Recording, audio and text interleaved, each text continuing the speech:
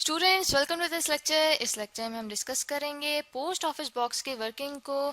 जैसा कि हम इसी लेक्चर के पिछले पार्ट में डिस्कस कर चुके हैं कि पोस्ट ऑफिस बॉक्स कैसे कंस्ट्रक्ट किया जाता है, उसके कंपोनेंट्स क्या क्या होते हैं। तो इस लेक्चर में हम अब डिस्कस करेंगे उसकी वर्किंग को कि पोस्ट ऑफिस बॉक्स वर्क कैसे करता है।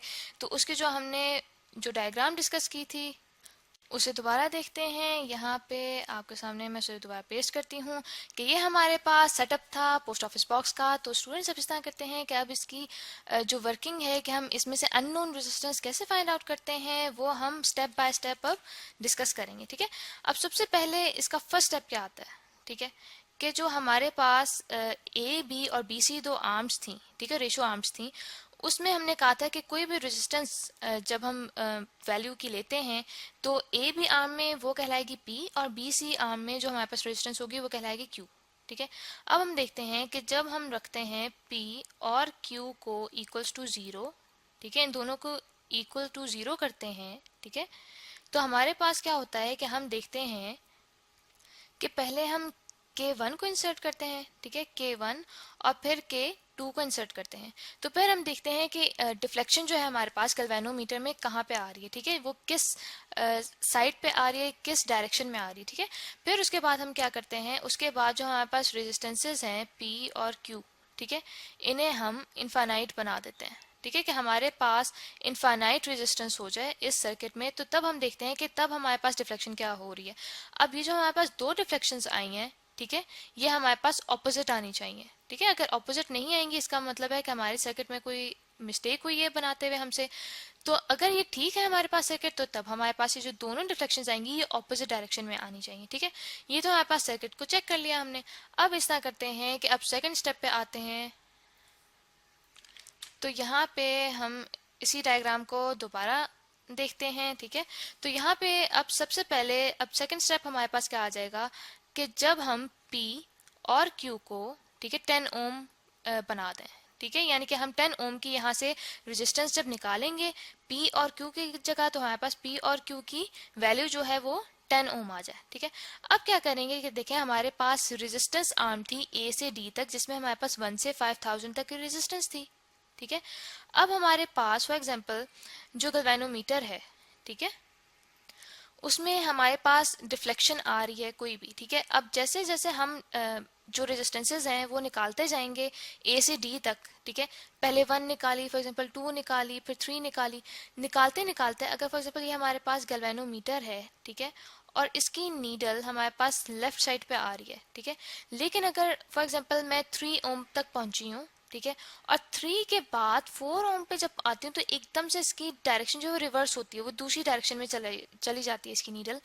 तो मैं ये कहूँगी कि मेरे पास जो अब वैल्यू है रेजिस्टेंस एक्स की, ठीक है, वो है 3 से 4 ओम के दरमियान में। ठीक है, यहाँ पे हम लिख लेते हैं कि हमारे पास जो व्हीटस्टोन ब्रिज के अकॉर्डिंगली रेशियो आएगा वो आएगा X divided by R equals to Q divided by P. ठीक है, तो यहाँ से जो हमारे पास x की वैल्यू है वो बन जाएगी r multiplied by Q divided bye p। ठीक है, तब देखें यहाँ पे क्या होगा कि हमारे पास जो रेजिस्टेंस r है वो मल्टीप्लाई होगा 10 डिवाइडेड बाय 10, क्योंकि हमने 10 की वैल्यू निकाली थी q और p की, तो यहाँ पे हमारे पास ये दोनों कट जाएंगे और जो हमारे पास अननोन रेजिस्टेंस है वो इक्वल आ जाएगी r के, यानी कि जितनी वैल्यू हम यहाँ से रेजिस्टेंस r की निकालेंगे a से d के दरमियान में, ठीक है, तो वो हमारे पास अननोन रेजिस्टेंस के इक्वल आ जाएगी।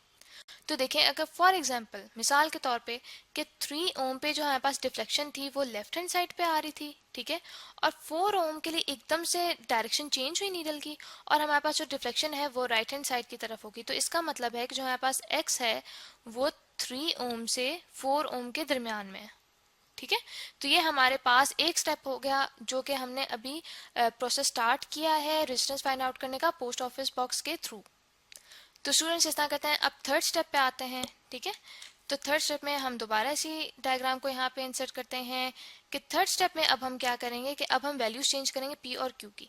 अब फॉर एग्जांपल इस तरह करते हैं कि जो पी की वैल्यू है वो हम ले लेते हैं 100 ओम, ठीक है, और जो हमारे पास क्यू की वैल्यू है वो हम ले लेते हैं 10 ओम। ठीक है, जैसे पहले हमने 10 ओम निकाली थी। अब क्या करते हैं फिर से हम आर की वैल्यू जो है वो यहाँ से निकालना शुरू करेंगे। ठीक है, अब फिर हमारे पास क्या बन जाएगा एक्स इक्वल्स टू आर, ठीक है, multiply by Q divided by P. तो हमारे पास बनेगा R multiply by 10 divided by 100, ठीक है। तो हमारे पास दैट मीन्स कि जो रेजिस्टेंस आर है वो एक्स के 10 टाइम्स बन जाएगी, ठीक है, क्योंकि हमारे पास अब रेशो आ रहा है आर डिवाइडेड बाय 10। तो अब उसी तरह से जब आप देखें हम रेजिस्टेंस फाइंड आउट करेंगे तो अब क्या होगा कि हमारे पास जो रेजिस्टेंस आएगी जैसे पहले 3 से 4 के दरमियान में आएगी, तो अब क्या होगा कि फॉर एग्जांपल हमारे पास अब रेजिस्टेंस आती है 30 ओम से 40 ओम के दरमियान में, ठीक है। तो हम ये कह सकते हैं, अब देखें 30 और 40 ओम के दरमियान में हम फाइंड आउट करेंगे, ठीक है। तो हमारे पास फॉर एग्जांपल 32 से 33 ओम के दरमियान में ऐसी जगह है जहाँ पे डिफ्लेक्शन चेंज होती है, तो हम कहेंगे कि जो हमारे पास x है वो कितनी वैल्यू का है, वो है 3.2 ओम से 3.3 ओम का, ठीक है। क्योंकि देखें 32 को डिवाइड करें 10 से तो हमारे पास आता है 3.2, और इसी तरह से 33 को डिवाइड करें 10 से तो हमारे पास आता है 3.3। तो हमारे पास जो अननोन रेजिस्टेंस x है वो अब आएगी 3.2 से 3.3 के दरमियान में। अब स्टूडेंट्स ये हमारे पास थर्ड स्टेप होगा। अब इस तरह करते हैं, फोर्थ स्टेप की तरफ बढ़ते हैं, और फोर्थ स्टेप पे हम क्या करेंगे कि अब हम मजीद चेंज करेंगे p की वैल्यू, ठीक है।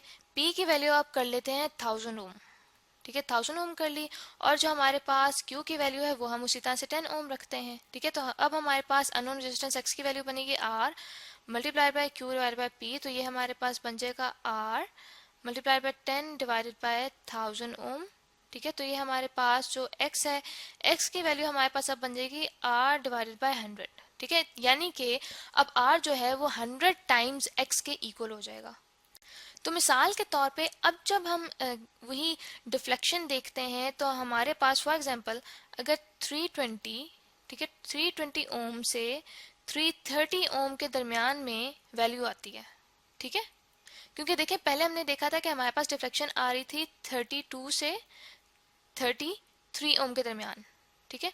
तो अब जो हमारे पास डिफ्लेक्शन आएगी वो आएगी 320 से 330 ओम के दरमियान में। अब मिसाल ले लेते हैं कि हमारे पास फॉर एग्जांपल आई है अगर 324 से 326 के दरमियान में हमारे पास डिफ्लेक्शन आ रही है डिफरेंट। 324 पे हमारे पास लेफ्ट हैंड साइड पे डिफ्लेक्शन आई थी गैल्वेनोमीटर की, और 326 पे हमारे पास राइट हैंड साइड पे डिफ्लेक्शन आई थी। तो इसके दरमियान में अगर हम फाइंड आउट करते हैं तो फॉर एग्जांपल हमारे पास 325 ओम ऐसी रेजिस्टेंस है जहाँ पे हमारे पास 0 डिफ्लेक्शन आई है गैल्वेनोमीटर पे। तो इसका मतलब है कि जो हमारे पास रेजिस्टेंस यहाँ पे x है, ठीक है, वो हमारे पास है 325 डिवाइडेड बाय 100, तो ये हमारे पास स्टूडेंट्स आ जाएगी 3.25 ओम। तो स्टूडेंट्स यहाँ पे आपने देखा कि जो व्हीटस्टोन ब्रिज की खासियत है वो खासियत ये है कि जो हम यहाँ पे रेजिस्टेंस फाइंड आउट कर सकते हैं वो हम 2 डेसिमल प्लेसेस तक फाइंड आउट कर सकते हैं। जैसे कि आपने यहाँ पे देखे कि हमारे पास रेजिस्टेंस 3 नहीं आई है बल्कि 3.25 ओम आई है, यानी कि हमने 2 डेसिमल प्लेसेस तक फाइंड आउट कर लिया है। दैट मीन्स कि हम इस पोस्ट ऑफिस के through 1 divided by 100 part of the ओम जो है वो फाइंड कर सकते हैं, ठीक है। यानी कि ओम का 1 डिवाइडेड बाय 100 पार्ट जो होता है वो उस हद तक हम फाइंड आउट कर सकते हैं एक अननोन रेजिस्टेंस को। लेकिन ये वाला जो मेथड है स्टूडेंट्स ये मीटर ब्रिज के मुकाबले में लेस एक्यूरेट है। उसकी वजह ये है कि जो रेजिस्टेंसेज हैं उन्हें हम हमेशा सेम ऑर्डर में अरेंज नहीं कर सकते। तो इसलिए जब हमारे पास आर्म्स का जो रेशो है वो ज़्यादा हो तो हमें ज़्यादा रेजिस्टेंसेस जो हैं वो इस रेजिस्टेंस आर्म में इंट्रोड्यूस करनी पड़ती हैं। तो इसलिए जो है ये लेस एक्यूरेट मेथड आ जाता है हमारे पास मीटर ब्रिज के मुकाबले में।